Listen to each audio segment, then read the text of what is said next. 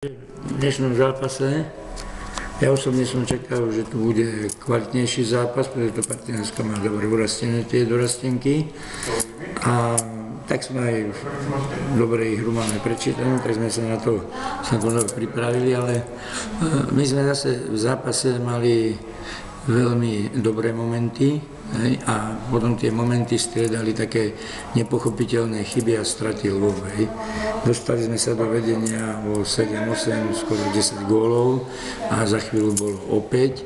Takže ja si myslím, práve som to bol našim dievčatám vysvetliť, že to neexistuje takto zápas púšťať, lebo pri lepšom superovi to nemusí skončiť takto, jak skončil zápas dnešný.